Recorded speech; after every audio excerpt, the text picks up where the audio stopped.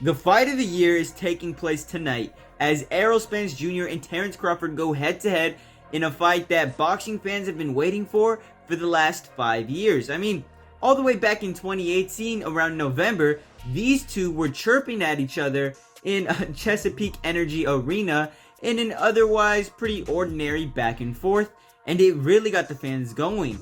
But due to various reasons, the fight hasn't been able to come to fruition until tonight, as the two best fighters in the welterweight division go head to head. I mean, we've got Terence Crawford on one side, who is 39-0 with 30 KOs. This dude has not lost a single fight, and he barely even makes it to the end of fights because he's knocking most of his opponents out.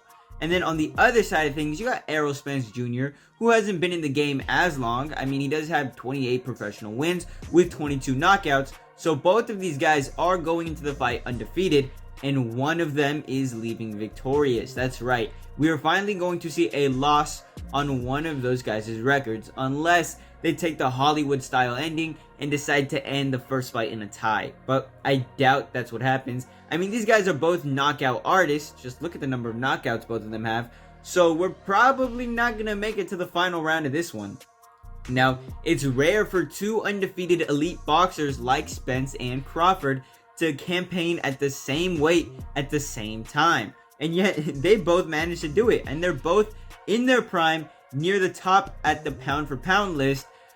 But, you know, the politics of boxing stood in the way, which is why this fight had been delayed for quite a while. I mean, Crawford was with Top Rank and Spence was with PBC. So promotional companies that rarely conduct business with each other weren't going to do so for Crawford and Spence until now. Now, if we really want to know how this deal came to be, we have to go all the way back to last September, where this deal looked like it was on the precipice of happening between the two fighters, only for negotiation talks to fall through in the 11th hour. Yes, it fell through in the 11th hour. And honestly, with Spence seeming to move up to 154, it looked like this fight was never going to happen. Fortunately for us boxing fans, the fighters took things into their own hands with, Crawford making a few calls as he pushed the negotiation talks forward. And after a lengthy phone call in March, it looked like the wheels were finally in motion.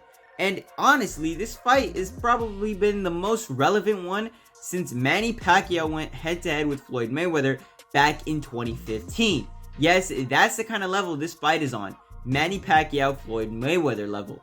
Honestly, I mean, Spence, 33 years old, said he knew it had to happen. He knew for his legacy and for Crawford's legacy, this fight needed to be made. And honestly, he's right. I mean, who wouldn't want to see two of the best fighters in the same division, pound for pound fighters in the world, some of the best, go head to head in their primes? It doesn't happen very often. And luckily for us, we're getting that because Spence and Crawford knew what the fans wanted. They didn't listen to their promoters who don't really like to negotiate with each other. They said, screw all that. We know what the fans want and we're going to make this happen. And that's exactly what they did. I mean, the winner of this fight is the best fighter in boxing, period, is what, Spence said. And I don't know if I agree with that. Personally, I think Canelo's up there. I think there are a few other fighters, maybe Gervonta Davis. There's a few other fighters who could contend for best boxer in the world. But honestly, the winner of this fight really helps their case, probably pushes them over the edge for a few people.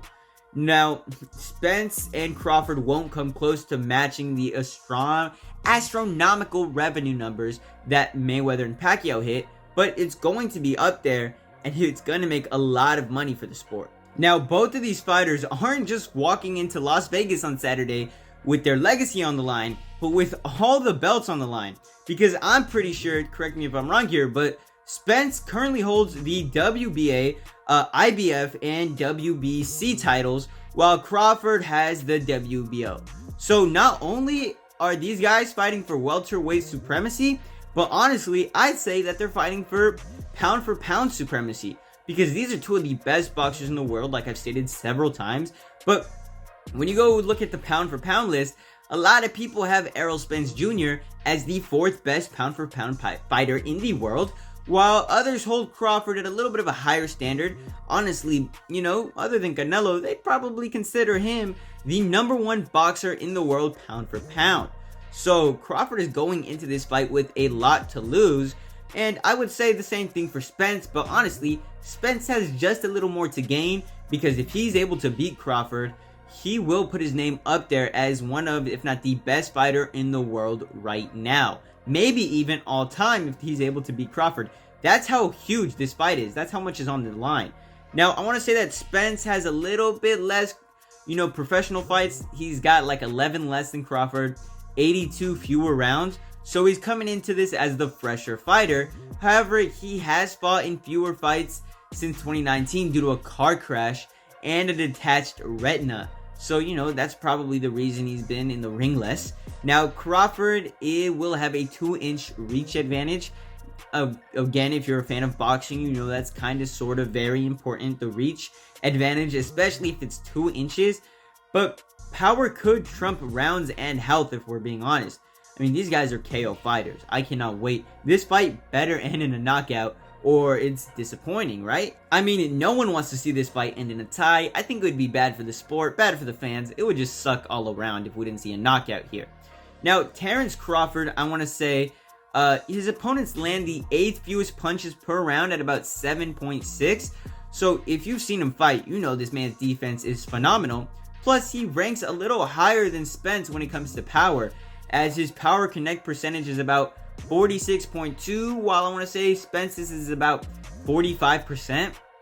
And then, I mean, if you look at their connect percentage, not just their power connect percentage, but their connect percentage in general, Crawford's is a little higher at 34.7, while Spence's is about 30%. So, yeah, like I said, Crawford's got amazing defense. It's going to be hard for Spence to hit him. It's hard for anyone to hit Crawford. But if anyone could do it, I mean, who better than Errol Spence Jr.? Now, who am I rooting for? Honestly, I love Terence Crawford, but I like Errol Spence Jr. just a little bit more. Although he is 28-0, he is going into this fight as the underdog. Let's be real. Crawford has to be the favorite here. But, I mean, I'd love to see Errol Spence Jr. win this fight, just because I think it would really put the GOAT debate, especially at the welterweight division, up for grabs. Who's the best in the world? And I think it'd really get the talk going here. But yeah, that's about it for the video. Just wanted to cover the best and biggest boxing event in the world.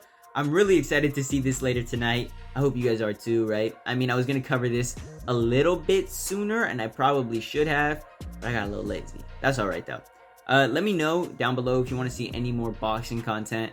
I've made a few videos here and there, and they've all performed pretty well. So let me know if you want to see more and what fight I should do next. But like I said, that's about it for the video. So I'll catch y'all later. Much love. Deuces. Subscribe to Bound Nova. Subscribe to Jimmy's channels.